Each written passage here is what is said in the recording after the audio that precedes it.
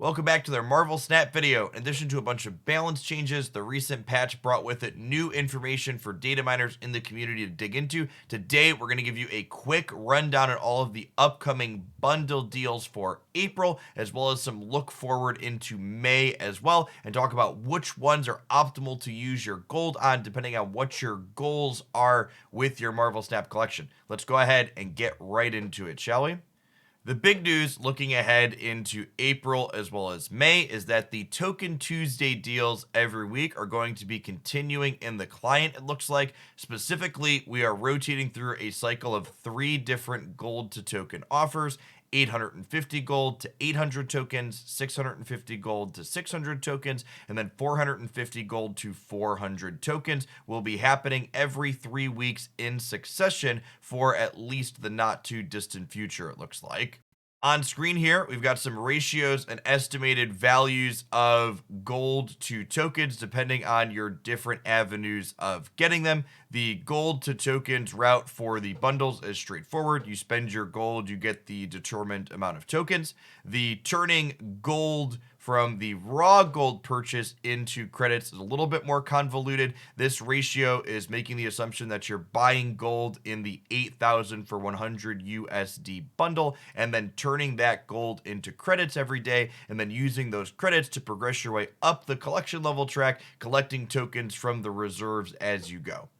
Something to note with this most recent patch is that collector's tokens are no longer a universal resource for acquiring any Marvel Snap card that's currently missing in your collection. You can no longer spend 1,000 collector's tokens to acquire a Series 3 card, meaning that these tokens only serve to give you additional Series 4 and Series 5 cards into your collection. This means if you are someone who is in the Marvel Snap mid-game, as I often refer to it, meaning you are still collecting Series 3 cards, there's a value equation based on your own personal enjoyment that you're going to have to think about when it comes to spending your resources. In that, would you rather be turning your gold into collector tokens to get Series 4 and 5 cards more readily? Or would you rather be spending that gold on additional credits, either by rolling missions or by buying bundles that have credits in them, or buying credits directly in the shop to accelerate your progress towards completing your set of Series 3 cards a little bit quicker?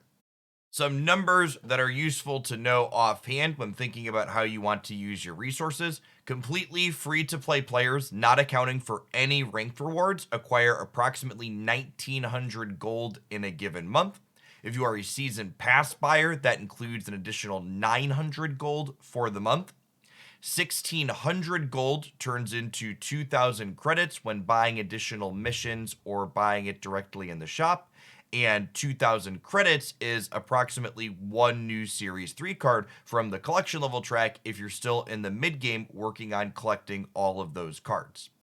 The next set of metrics to keep in mind when thinking about how many additional collector's tokens is it worthwhile to acquire for you is that completely free to play players in Marvel Snap will be acquiring approximately 4,500 collector's tokens per month under the new system if you are still in the mid game, meaning you are not Series 3 complete, while endgame Marvel Snap players acquire a little bit more than that under this new system, equating to approximately 5,500 collector's tokens per month. These Token Tuesdays bundles continuing seem like they're making the Marvel Snap Endgame be fairly reasonable even for completely free to play players. A completely free to play player spending all of their gold in a given month on these Token Tuesday style deals is looking to be acquiring approximately 8,000 collector's tokens per month. This means you can get a brand new Series 5 card right when it drops while still saving some tokens, or pick up 2 Series 4 cards of your choosing for 3,000 tokens each. There are also bigger gold bundles with tokens and credits coming as well for players that are looking to be spending a little bit on the game.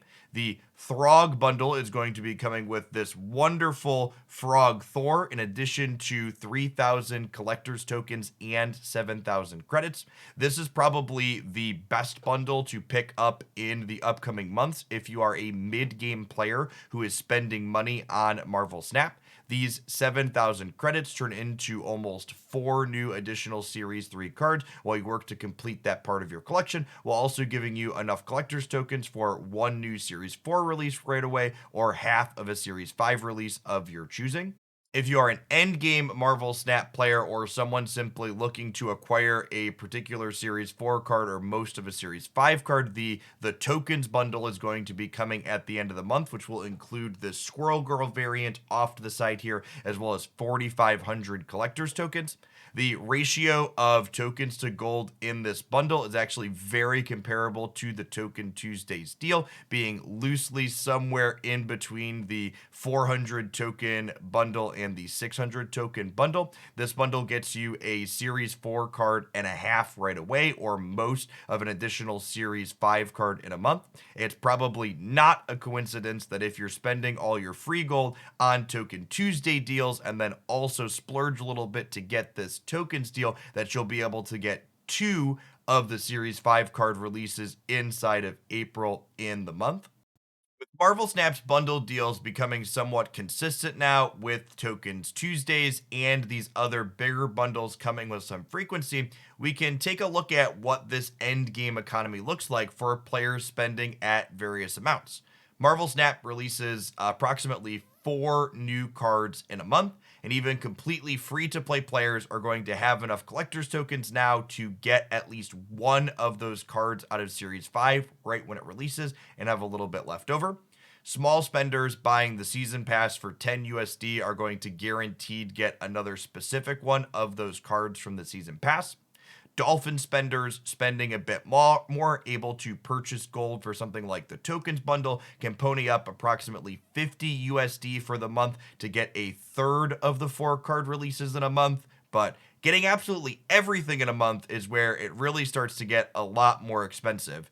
Past the tokens bundle, we have the Throg bundle, which gets us 3,000 tokens plus credits to get another 1,000 or so more tokens, but that's still not quite enough to get us to the 6,000 additional tokens to get the final release for April, which means that we're out of bundles and we have to buy gold to convert to credits to get tokens off the collection level track, which gets incredibly expensive. In fact, so much so that it's going to cost us another $100 USD to turn into gold to credits to tokens to get that final release inside of April.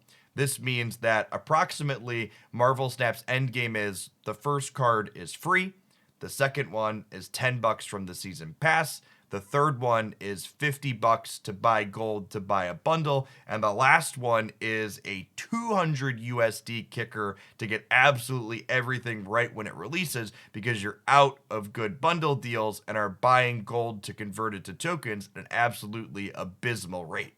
I'd love to know your thoughts at home, what you think of where Marvel Snap's economic model is heading towards with these bundle deals. Do you think one for free, a second for $10, a third for $50, but getting everything costs $250 is reasonable? Keep in mind that Marvel Snap does make most new card releases cheaper over time, meaning if you're not getting that fourth or even the second or third card right when it releases, you are eventually going to get it as it trickles down to Series 4 and then eventually Series 3, where it becomes essentially free for endgame players. That being said, it does take a timer for those cards to trickle down. Cards spend 2 months inside of Series 5, an additional 3 months inside of Series 4 before they hit that trivially free state. As always, if you enjoyed my breakdown here and my insights on this topic, snap that like button, help this video reach some more people, and hopefully we'll see you back again soon for some more excellent Marvel Snap content here on YouTube.